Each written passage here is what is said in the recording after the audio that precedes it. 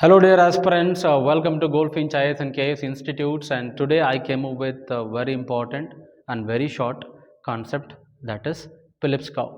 By seeing this particular graph, you might be thinking, okay sir, this is a graph for which particular curve we are going to talk today. That is about Phillips curve. His full name is W Phillips. He has proposed a curve with respect to two important relations. One is the inflation, another one is the unemployment. Let me go and explain you this particular concept. So let me write here a 0. Here I'll write as x. I'll make this as y. Right. So OX or OY axis I will call it as for inflation. This is a column of inflation, and I keep OX axis as unemployment. Okay, so listen very carefully. The AW Phillips curve states the relationship between inflation and unemployment.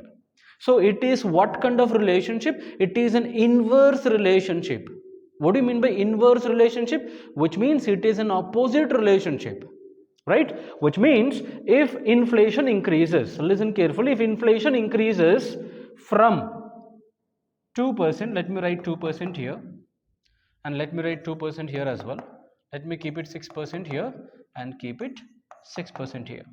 If inflation increases from 2% to 6%, listen carefully, if inflation increases from 2% to 6%, the unemployment decreases to 2%.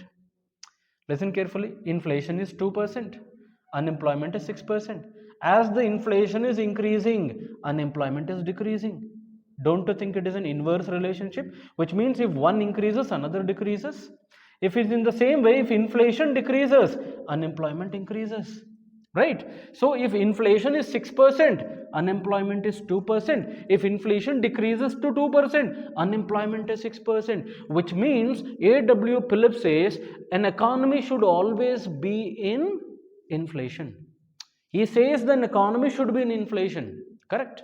But we cannot say that this formula or whatever he has stated is always correct. You understand? Why? Because if we connect both the points here like this, it is called a PC curve, that is a Phillips curve. See, because this is maybe true in the short run, this is maybe true in the short run, but in the long run it faces a lot of challenges. This particular concept is heavily criticized by stagflation.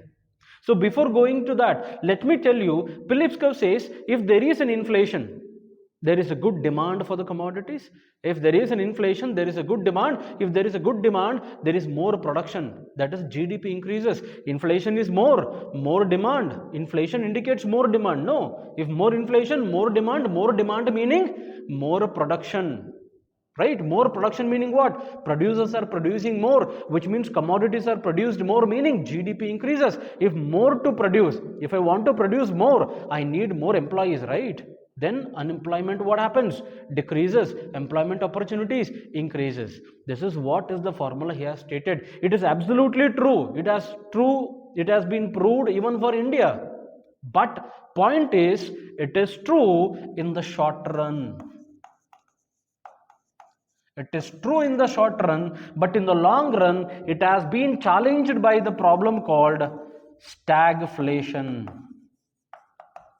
It has been challenged by the problem of stagflation. The biggest criticism for Phillips curve is stagflation.